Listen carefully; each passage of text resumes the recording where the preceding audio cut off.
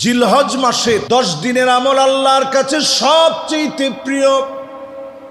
এই 10 দিন আল্লাহর কোনো গোলাম যদি আমল করে, ছোট ছোট আমলের কারণে, বড় বড় আমলের কারণে, অন্য সব সময়ের চাইতে এই সময়ের আমলগুলার কারণে বান্দাকে যিনি দামি বানায়া দিবেন তিনি কে? হাদিসটি সহিহ বুখারীতে আসছে, মুসনাদে আহমদে আসছে, তিরমিজিতে আসছে, সহিহ ইবনে হিব্বানে আসছে, অসংখ্য হাদিস গ্রন্থের ভিতরে হাদিসটি আসছে। আল্লাহর কাছে এই সময়টা সবচেয়ে দামি সময়। সময়ের ভিতরে 10 দিন, দিনের দিক থেকে আল্লাহর কাছে এতটাই দামি, এই জমিনের ভিতরে এর চাইতে দামি দিবস আর হতে পারে না। পড়েন আল্লাহু আকবার। এমন একটা সময়ের দিকে যখন আমরা আগাচ্ছি, এমন একটা সময় যখন আমাদেরকে আহ্বান করছে, আমাদেরকে ডাকছে ক্ষমা পাওয়ার জন্য, প্রথম আমলটাই হচ্ছে জিলহজ মাসে আমি আপনি প্রত্যেকে এ মাসের চাঁদ যখন উদিত হবে একটা দোয়া পড়ে নেওয়া। নবীজি যেই দোয়াটা পড়তেন, যদি আপনি আমি আরবিতে না পারি, বাংলায় অন্তত বলার চেষ্টা করি। দোয়াটা কি?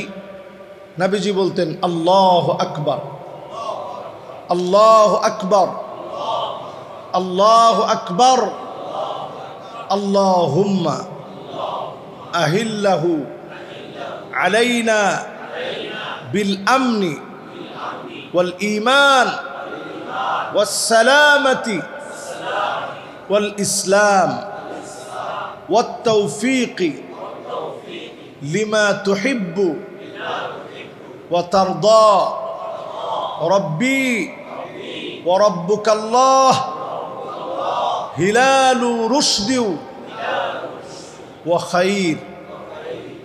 এই দোয়াটার বাংলা অর্থ হচ্ছে আল্লাহর কাছে আমি আপনি বলে নেওয়া, আল্লাহ আপনি সবচেয়ে বড়, আল্লাহ আপনি সবচেয়ে বড়, আল্লাহ আপনি সবচেয়ে বড়।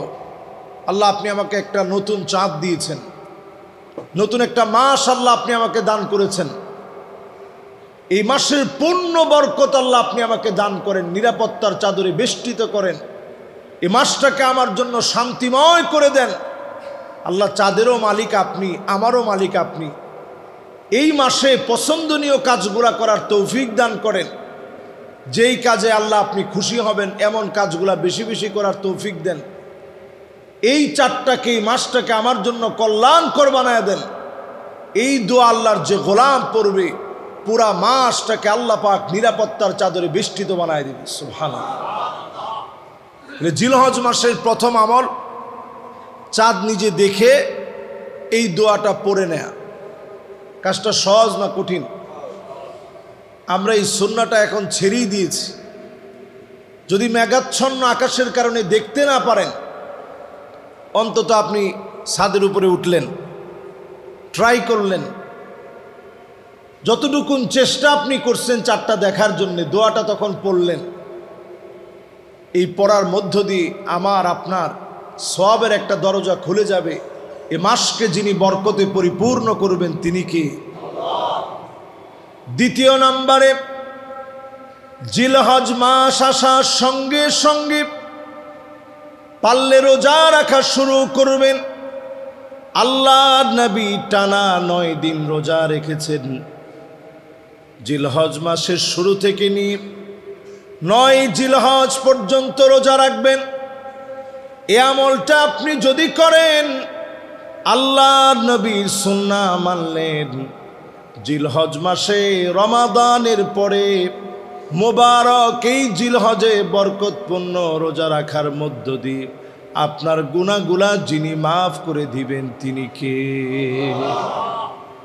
আরেকটা সুযোগ, রমাদানে আমরা রোজা রাখছি, এই রোজার পরে নফল রোজার একটা সুযোগ, অনন্য সুযোগ আমাদের জন্য, জিলহজে টানা 9 দিন রোজা রাখা। যারা পারবেন নিয়ত করে ফেলবেন যে টানা প্রতিদিন ইনশাআল্লাহ রোজা রাখবেন। রোজা রাখা কঠিন কিছু না, আপনি শুধু একটু অভ্যাস করেন, দেখবেন সহজ হয়ে যাবে। নফল রোজাগুলো রাখার মধ্য দিয়ে আল্লাহর নৈকট্য অর্জন করা যায়। আকরাবু মা ইয়াকুনুল আবদু মির রাব্বিহি, আল্লাহর সবচেয়ে নিকটবর্তী হওয়া যায় ফরজ মানার পরে। নফল ইবাদত যারা করবে তাদেরকে যিনি সবচেয়ে নিকটবর্তী বান্দা বানায় দিবেন তিনি কে? এই জন্য 2 নাম্বার আমল, টানা 9 দিন পারলে রোজা রাখবেন জিলহজ মাসে।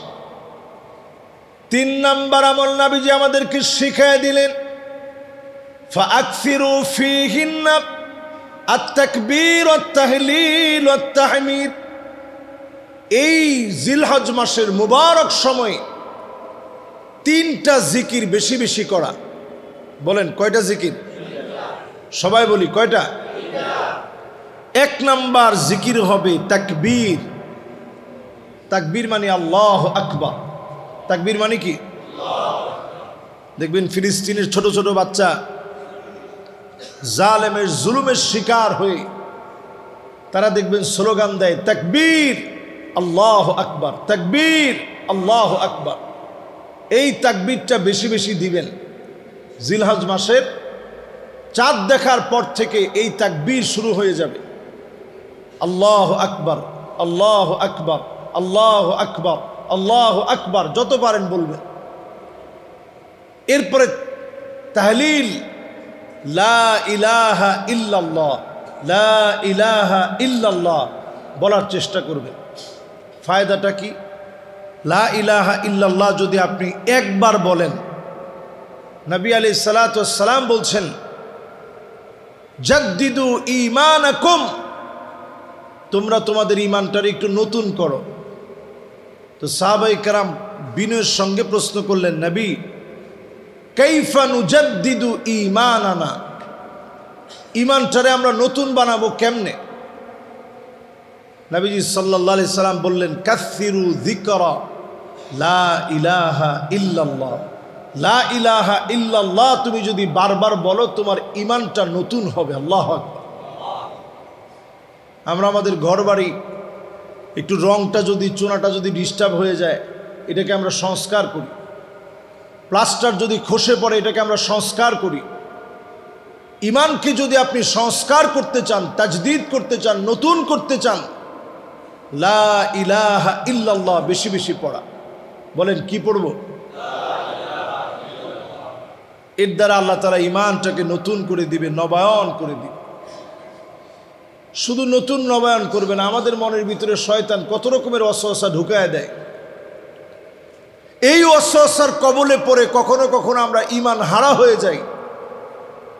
ফিতনা ফাসাদের এই সময়ে আমরা যে গুনাহের কাজ করি, কখনো কখনো ঈমান হারা হয়ে যায়।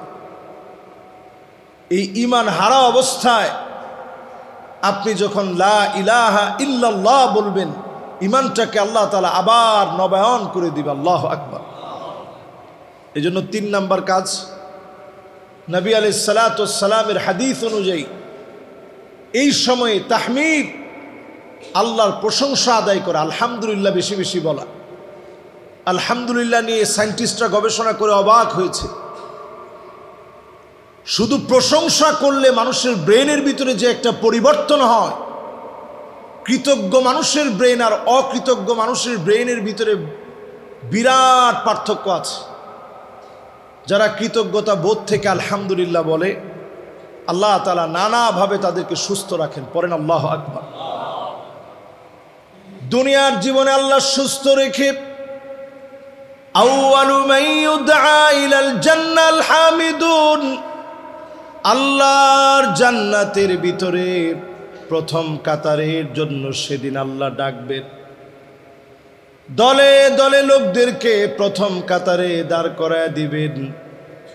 সেদিন প্রথম কাতারে কারা দাঁড়াবে? আল্লাযীনা ইয়াহমাদুনাল্লাহ ফিস সাররাই ওয়াদ দাররা, সুখে দুঃখে কষ্টে আনন্দে জীবনে যারা প্রশংসা করেছে তাদেরকে যিনি ডেকে ডেকে প্রথম কাতারে দাঁড় করায় দিবেন তিনি কে? জান্নাতে যারা প্রথম কাতারের মেহমান হতে চাই বেশি বেশি আলহামদুলিল্লাহ বলবেন। কখন? ফিসাররা ইওয়াদ্দাররা, সুখে আর দুঃখে, কষ্টে আর আনন্দে, জীবনের সর্ব অবস্থায় প্রশংসা লাগবে কার? আমরা সুখের সময় আল্লাহর প্রশংসা করি, একটু যখন কষ্টের ভিতরে পড়ে যায়, কেউ জিজ্ঞাসা করছে কেমন আছেন, অনেকেই উত্তর দিয়ে যে হুজুর কপালে ঠাডা পড়ছে। কেমন আছেন হুজুর, নাক কাটা গেছে, কেমন আর থাকবো। আবার কিছু লোক আছে যারা হুজুরদেরকে সহ্য করতে পারে না, জিজ্ঞাসা করলে কেমন আছেন, কারে মোল্লারাই ভালো না, আমরা থাকি কেমন। কিছু লোক আছে দেখবেন আলেমদের সমালোচনা করলেই মনে করে আমি জিতে গেলাম। জিজ্ঞাসা করছে কেমন আছেন, কারে হুজুররা তো আগের মতো দোয়া করে না, ভালো থাকবো কেমনে। আপনি আল্লাহর প্রশংসা আদায় করেন, যিনি আপনাকে ভালো রাখবেন তিনি কি? মুমিনের জীবনে মুমিন কখনো খারাপ থাকে না। আপনি ফিলিস্তিনের একটা ছোট বাচ্চাকে ক্ষুধার্ত, তৃষ্ণার্ত, পিপাসার্ত হওয়া সত্ত্বেও একটা বাচ্চার জবান থেকে আপনি এটা বের করতে পারবেন না যে আমরা খুব খারাপ আছি। জিজ্ঞাসা করেন কেমন আছে, তারা অকপটে জবান দিয়ে বলে আলহামদুলিল্লাহ, আল্লাহ ভালো রাখছে।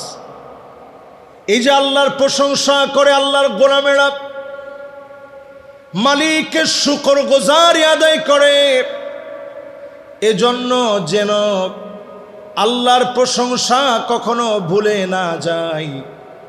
মা ইউসিবুল মুসলিমা মিন নাসাবিন ওয়ালা ওয়াসাবিন ওয়ালা হাম্মিন ওয়ালা হুজনিন ওয়ালা গাম্মিন হাত্তা শাওকাতি ইউশাকুহা ইল্লা কাফফারাল্লাহু বিহা মিন খতায়া। মুমিনের শরীরের ভিতরে যদি কাটা বিঁধে যায়, ব্যবসার ভিতরে যদি ক্ষতির ভিতরে পড়ে যায়, বিপদ মুসিবত যদি পেয়ে যায়, মুমিনকে মালিক ভুলে যায় না, যিনি ডেকে ডেকে মুমিনের গুনাহ মাফ করে জান্নাতি বানায় দেন তিনি কে?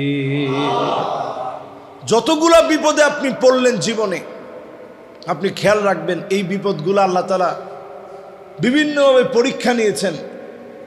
বড় বিপদ হতে পারত, ছোট বিপদ দিয়ে আল্লাহ কাটায় দিছেন। আল্লাহ রাব্বুল আলামিন দুনিয়ার জীবনে একটু কষ্টে আপনাকে রেখেছেন, আখিরাতের জীবন আল্লাহ সুখময় করে দিবেন। আপনার আমার জীবনের পরীক্ষার কথা চিন্তা করে দেখেন, পেয়ারা হাবিবের জীবনের পরীক্ষার কথা একটু চিন্তা করেন। আমি আপনি জীবনে কয়দিন না খেয়েছিলাম? নবীজির জীবনে প্রায় সময় ফজরের নামাজ পড়ে নবীজি আসতেন, এসে প্রশ্ন করতেন ঘরের ভিতরে কি কোনো খাবার আছে? আম্মা জানরা এক বাক্যে উত্তর দিতেন, নবী ঘরের ভিতরে কোনো খাবার নেই। নবীজি রোজা রেখে ফেলতেন, ক্ষুধার্ত অবস্থায় একটু পানি খেতে পারে নাই, এক ঢোক পানি নবীজি খায় নাই, একটা খেজুর পর্যন্ত খেতে পারে নাই। এই দুনিয়ার সর্বশ্রেষ্ঠ মানুষ, সমস্ত নবীদের সর্দার হওয়ার পরেও এক ঢোক পানি তিনি খেতে পারে নাই। এরপরও একবার আল্লাহরে বলে নাই যে আল্লাহ এই কষ্ট আমার কেন আপনি দিলেন? কারণ নবীজি জানেন এই কষ্টের কারণে উম্মতদেরকে যিনি সুখে রাখবেন তিনি কে?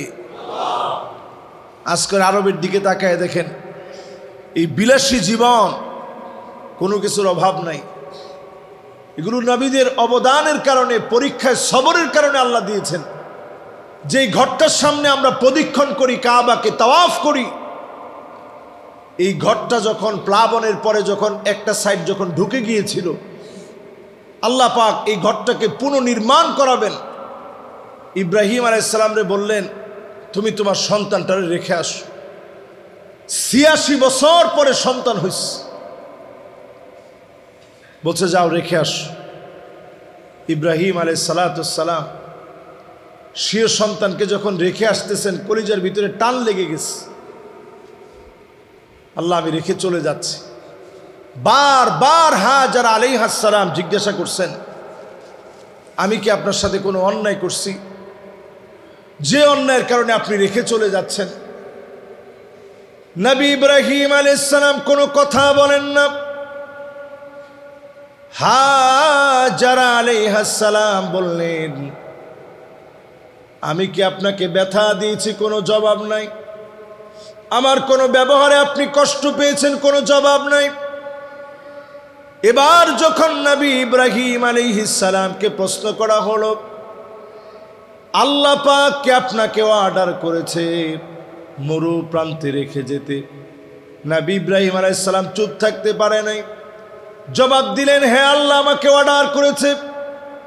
হাজার আলাইহিস সালাম বললেন, শোনো প্রাণের স্বামী, ইযান লা ইউদাইউনি আল্লাহ, যদি আল্লাহ অর্ডার করে থাকে মরু প্রান্তে সবারে ভুলে যেতে পারে।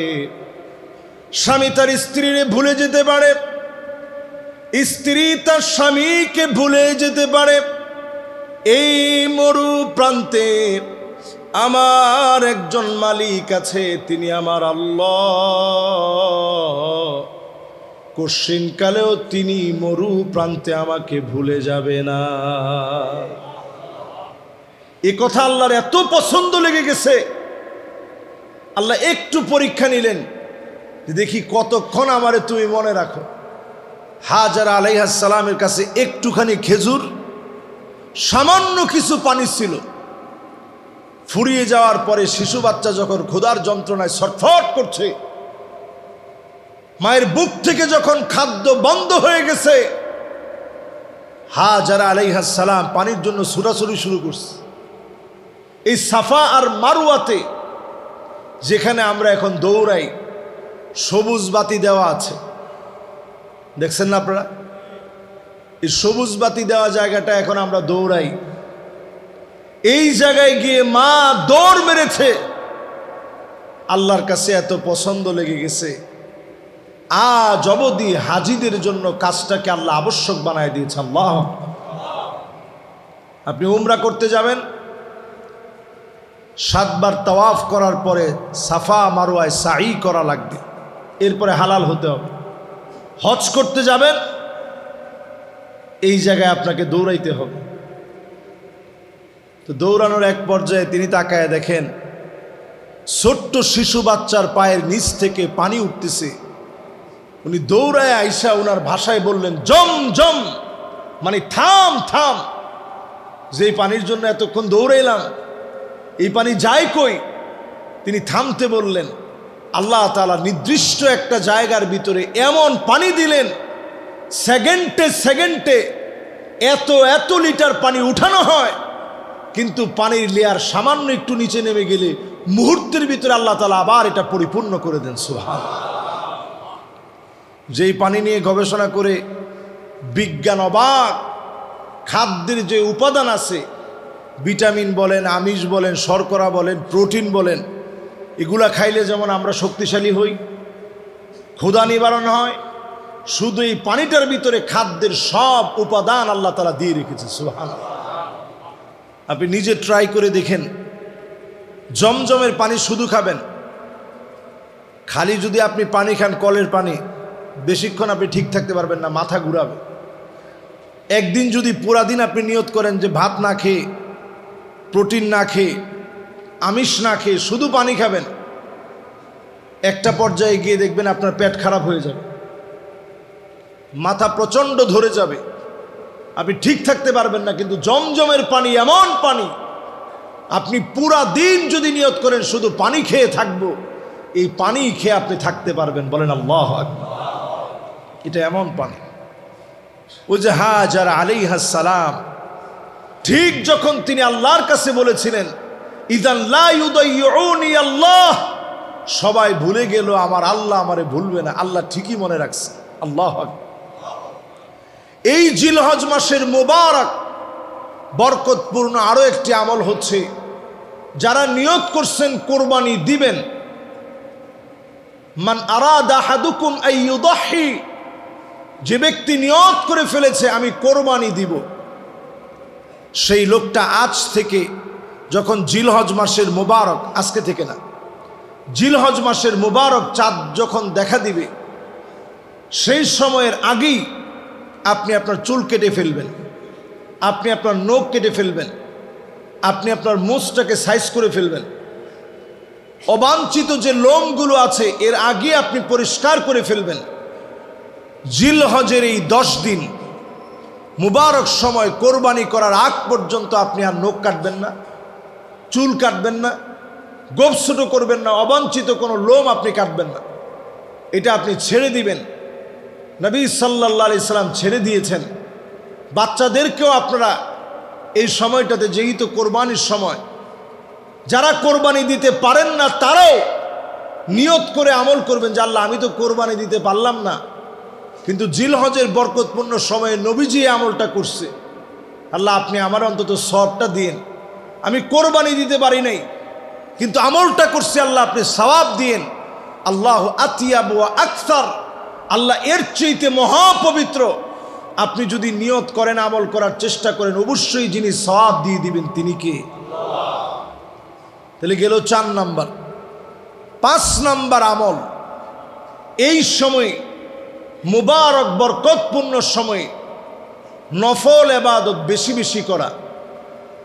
নফল ইবাদতের ভিতরে দান সদকা হতে পারে, পরের উপকার হতে পারে, রাস্তার মধ্যে কষ্টদায়ক একটা বস্তু আছে সরিয়ে দেওয়া হতে পারে। এই প্রত্যেকটা কাজ একজন মুমিনকে দেখে আপনি হাসি দিলেন, হাসি দিছেন তাকে ক্রিটিসাইজ করার জন্য না, হাসি দিছেন তার সাথে সুন্দর ব্যবহারের অংশ বিশেষ, এটাও সাদাকা হবে। একজন রিক্সা চালক, তার রিক্সায় আপনি উঠলেন, যাওয়ার পরে আপনি 5টা টাকা বাড়ায় দিলেন। এই জিলহজ মাসের বরকতপূর্ণ সময়ের দাবিতে 5টা টাকা বাড়ায় দিলেন যে নাও 5টা টাকা বেশি রাখো।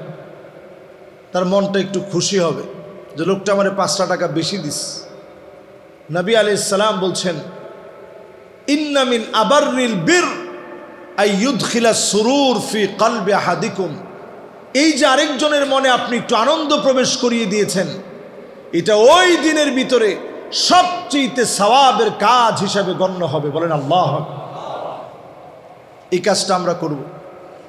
ঘরের মধ্যে গিয়ে স্ত্রীদের কাজের মধ্যে সহযোগিতা করব, সন্তানদের সঙ্গে সময় কাটাবো। আমরা কথাবার্তা যখন স্ত্রীদের সঙ্গে বলি, তখন আমরা উচ্চবাচ্য রাগ না করে বরং সুন্দর কথা বলবো। এই সময়টা বরকতের সময়, এই সময় ট্রেনিং বিল্ড আপের সময়। জিলহজের মুবারক মাসে আল্লাহ তাআলা এটাকে নিষিদ্ধ মাস বানিয়েছেন। ঝগড়া করা, বিভেদ করা, বিচ্ছেদ করাকে আল্লাহ তাআলা হারাম বানায় দিয়েছেন। আরবের লোকেরা সেই জামানায়, ইসলামের পূর্ব সময় থেকে নিয়ে এই সময় আসলে অস্ত্রগুলা সব তারা খাপের ভিতরে প্রবেশ করিয়ে ফেলতেন। মারামারি, দাঙ্গা হাঙ্গামা সব ভুলে যেতেন। তাদের চরিত্র যদি এই হয়, তাহলে আমাদের চারিত্রিক পরিবর্তন কেমন হওয়া উচিত চিন্তা করেন। এজন্য এই মুবারক সময়ে মারামারি, কাটাকাটি, হানাহানি, ভেদাভেদ সব আমরা ভুলে যাব। জিলহজের বরকতে আল্লাহ তাআলা চাইলে আমাদের গুনাহ খাতাগুলো মাফ করে দিবে। সুবহানাল্লাহ বিহামদিহি। 6 নাম্বার আমল, 9 জিলহজ ফজর থেকে নিয়ে 13 জিলহজ আসরের নামাজ পর্যন্ত মোট 23 ওয়াক্ত। কয় ওয়াক্ত? এই 23 ওয়াক্ত নামাজের পরে আমরা পড়ে থাকি, কি পড়ি বলেন তো দেখি? মাশাআল্লাহ, আল্লাহু আকবার, আল্লাহু আকবার, লা ইলাহা ইল্লাল্লাহু, আল্লাহু আকবার, আল্লাহু আকবার, ওয়ালিল্লাহিল হামদ। মুখস্থ আছে না সবার? না আস্তে পড়বো না জোরে পড়বো? জোরে। যদি আপনি নামাজ নাও পান, ধরেন 1 রাকাত পাইছেন, 1 রাকাত পাওয়ার পর ইমাম সাহেব তো পড়ে ফেলছে, আপনি সালাম ফিরানো মাত্র আপনি নিজে নিজে পড়ে ফেলবেন। এটা এই সময় একটি আবশ্যক আমল, ওয়াজিব একটা আমল। এটা আমরা পারত পক্ষে কেউ আমরা ছাড়ব না। ঘরের যারা মহিলারা আছে তারাও ঘরের মধ্যে পড়বে। নামাজের সালাম ফিরিয়ে 9 জিলহজ ফজর থেকে নিয়ে 13 জিলহজ আসর পর্যন্ত 23 ওয়াক্ত আল্লাহু আকবার, আল্লাহু আকবার, লা ইলাহা ইল্লাল্লাহু, আল্লাহু আকবার, আল্লাহু আকবার, ওয়ালিল্লাহিল হামদ পড়ার চেষ্টা করবেন। এরপরে 7 নম্বরে এই সময়ের মুবারক আমল জিলহজের 10ম তারিখ, এই মুবারক সময়টাতে কোরবানির পশু যখন জবাই করবেন, এর এক এক ফোঁটা রক্ত যখন পড়বে, এই ফোঁটায় ফোঁটায় যিনি গুনাহ খাতা মাফ করে দিবেন তিনি কি? এমনকি যতগুলা চুল আছে, পশুর গায়ে যে পরিমাণ লোম আছে, এই পরিমাণ গুনাহ আল্লাহ রাব্বুল আলামিন তার গোলামের এই পরিমাণ গুনাহ আল্লাহ তাআলা মাফ করে দেয়। সুবহানাল্লাহ। এই সময়টাতে আমরা একটা কমন ভুল করি বাংলাদেশ। আজকে থেকে এই ভুলটা ইনশাআল্লাহ এখন যারা শুনছেন, মিডিয়ার কল্যাণে যারা পরবর্তীতে শুনবেন, আমরা যখন জবাই করি পশুটাকে, তখন হুজুরের কাছে একটা লিস্ট ধরাই দিই, হুজুর এই নামে কোরবানিটা করেন। কোনো নামে কোরবানি হয় না। কোরবানি কার নামে? আল্লাহর নামে। আমাদের পক্ষ থেকে আল্লাহর নামে কোরবানি। হুজুর এই আমরা কয়জন আল্লাহর গোলাম মিলে আমরা কোরবানিটা করতেছি, আমাদের পক্ষ থেকে কার নামে? হুজুরের লিস্টটা ধরাই দিয়ে এটা আর বলা যাবে না যে হুজুর এই আমগর নামে কোরবানি। কোরবানি কার নামে? এরপরে যখন ছুরিটা চালানো হয় সবাই আমরা চুপ থাকি। আর এখনকার প্রজন্ম আমরা যারা আছি, আমরা এখন ব্যস্ত থাকি যে সেলফিটা উঠাই, কেমনে জবাইটা হচ্ছে, জবাইটার সময় পশুর কন্ডিশন কি ছিল এটা ভিডিওতে একটু ধরে রাখি। এরপরে আবার জবাই হওয়ার পরে ওই ছুরির মধ্যে একটু রক্ত লাগানো থাকে, এটা এরকম উঁচা করে এরপরে আমরা ছবিটা উঠাই। তো ফেসবুক এখন এই ব্যাপারে অনেকটা হার্ড লাইনে আছে, রেস্ট্রিকশান দিয়ে রাখছে। এরকম ছবি দিলে ফেসবুক থেকে আপনার একটা ঝামেলা হবে। তো চিন্তা করেন আমাদের ইমানের অবস্থা কোন জায়গায়। একটা পশু আল্লাহর কাছে কোরবানি হওয়ার জন্য চলে গেছে। 2 লাখ টাকার যে পশুটা আপনি কোরবানি দিছেন, ওই পশুটা যদি চাইতো 7 জনে মিলে তারে ধরে রাখতে পারতো। আমাদের মধুবাগে না মগবাজারে কিছুদিন আগে একটা মহিষ একটু পাগলা হয়ে গেছে। কোন জায়গায় জানি এটা? এই যে নয়টলা 40 ঘরে একটা মহিষ শুধু একটু পাগলা হয়ে গেছে। টিন টুন বেড়াটেরা সব ভেঙে তছনছ করে ফেলছে, এবং মানুষের নাক, কারো মুখ, কারো হাত থেতলে ফেলছে। একজন বলে মারাও গেছে, ওটা আমি সঠিক ভালো জানি না, একজন মারা গেছে। তা আপনি একটু চিন্তা করেন, একটা মহিষ ক্ষিপ্ত হয়ে গেলে যদি এই অবস্থা হয়, লক্ষ লক্ষ প্রাণী সেদিন কোরবানি হচ্ছে, যদি কোনোভাবে ক্ষিপ্ত হয়ে যায় আপনি ধরে রাখতে পারতেন না। এরা আল্লাহর জন্য কোরবান হতে চায়, এই মানসিকতা নিয়ে সে ছুরির নিচে শুয়েছে। ইসমাঈল আলাইহিস সালাম যেমন বলেছে, ইয়া আবা তিফআল মা তুমর সাতাজিদুনি ইনশাআল্লাহু মিনাস সাবিরিন। বাপ আপনি ছুরি চালায়া দেন, আমাকে আপনি ধৈর্যশীলদের কাতারে পাবেন। যেইভাবে ছুরি চালায় দিয়েছে, কেমন যেন বোবা প্রাণীটাও বলতেছে ছুরি চালায় দেন, আমি সবর করছি। এই সময় আমি আপনি বিসমিল্লাহি ওয়াল্লাহু আকবার জবাই করার সময় সবাই পড়ব, এর দ্বারা যিনি আমাদের কোরবানি কবুল করে নেবেন তিনি কে? অনেকে আগে পিসাবের নাম নেয়, এরপরে বিসমিল্লাহি আল্লাহু আকবার বলে। আপনার কোরবানি হয় না, আল্লাহর কাছে জিন্দিগিতে কোরবানি কবুল হবে না। যেটা আগে পীরের নাম নিয়ে পরে আল্লাহর নাম নেয়, ওই কোরবানি আল্লাহর কাছে কবুল হবে। এরপরে আমরা বলি বিসমিল্লাহি আল্লাহু আকবার। হাদিসের মধ্যে আসছে বিসমিল্লাহি ওয়াল্লাহু আকবার, এখানে একটা ওয়াও যুক্ত আছে। ওটা দিলে অর্থের ভিতরে প্রাঞ্জলতা আরো বেড়ে যায়। শুরু করছি আল্লাহর নামে, এবং আমার আল্লাহ সবচেয়ে বড়, বলেন আল্লাহু আকবার। আর আপনি যখন বলবেন বিসমিল্লাহি আল্লাহু আকবার, শুরু করছি আল্লাহর নামে, আল্লাহ বড়। আর যখন এবংটা দিবেন তখন ভাষার আধিক্যতা প্রকাশ পাবে। এখানে শব্দের প্রাঞ্জলতা বেড়ে যাবে, শক্তিশালী একটা ওয়াও এখানে যুক্ত আছে। আমরা এটা সহজ করার জন্য বলি বিসমিল্লাহি আল্লাহু আকবার। হাদিসের মধ্যে আসছে বিসমিল্লাহি ওয়াল্লাহু আকবার, বলেন বিসমিল্লাহি। এই তো আমরা কয়জন আজকে শুধরে নিলাম। এইভাবে ইনশাল্লাহ সবাই শুধরে নিলে এটা দেখবেন শুদ্ধ হয়ে যাবে ইনশাআল্লাহ। এরপর 8 নম্বরে মোবারক জিলহজ মাসে আমরা আরাফার দিবসের রোজা একজনও আমরা মিস করব না। প্রত্যেকে অন্তত আরাফার দিবস 9 জিলহজ উকুফ ও আরাফা, হাজী সাহেবরা যখন আরাফার ময়দানে অবস্থান করবে, আমার দেশে যখন 9 জিলহজ, এটা নিয়ে বাংলাদেশে একটা বিতর্ক হয় প্রতি বছর যে 9 জিলহজের রোজা রাখবো না আরাফার দিবসের রোজা রাখবো।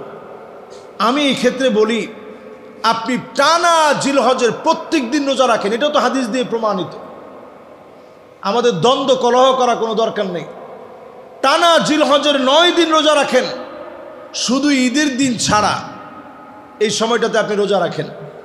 নবী আলাইহিস সালাতু ওয়াস সালাম বলেন, যদি কেউ আরাফার দিবসের রোজা রাখে, সিয়ামু ইয়াউমে আরাফা, আরাফার দিবসের রোজা যদি আল্লাহর কোনো গোলাম রাখে, আহতাসিবু আলাল্লাহি আইয়ুকাফিরা সানাতাল্লাতী ক্বাবলাহু ওয়াস-সানাতাল্লাতী বা'দাহু, আমি আল্লাহর কাছে আশা করি আগের 1 বছর পরের 1 বছরের গুনাহ আল্লাহ মাফ করে দিবেন।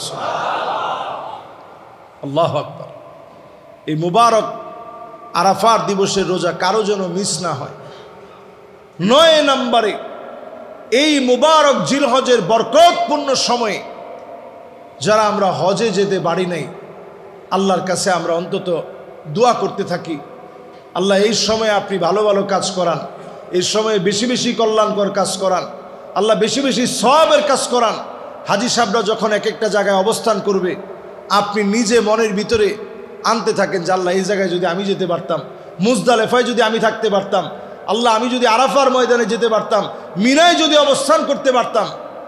হতে পারে তাসদীকুন নিয়্যা, মনের এই পরিশুদ্ধ নিয়তের কারণে আল্লাহ তাআলা আপনাকে হজের তৌফিক দিবেন। যদি তৌফিক নাও পান, নিয়তের কারণে আল্লাহ তাআলা সওয়াব দিয়ে দিবেন। সুবহানাল্লাহ। এই জিলহজ মাসের শেষ 10ম আমল, এই সময়টা খানা পিনার সময়, আইয়ামু আকলিন ওয়া শুরবিন। জিলহজ মাসের শেষ সময়টা, ঈদের পর থেকে আইয়ামে তাশরিকের সময়টা, খানা পিনার সময়। এই সময়ে খানা পিনা করবেন। নবী সাল্লাল্লাহু আলাইহি সাল্লাম খানা পিনা করতে বলছেন, আইয়ামু আকলিন ওয়া শুরবিন ওয়া তাহমিদিন। এই সময়টা খানা পিনা করবেন, আরেকজনরে খানা খাওয়াবেন। পরেই নবীজি বলছেন প্রশংসা করবেন আল্লাহর। খানা খেয়ে আপনি আল্লাহর প্রশংসা ছাড়া উঠে যেয়েন না। খানা খাওয়ার পরে আল্লাহর প্রশংসা করবেন, আলহামদুলিল্লাহ বলবেন, নিজে মেহমান হবেন, আরেকজনরে দাওয়াত দিবেন। আল্লাহ রাব্বুল আলামিন আমাদেরকে তৌফিক দান করুক, পড়েন আমিন।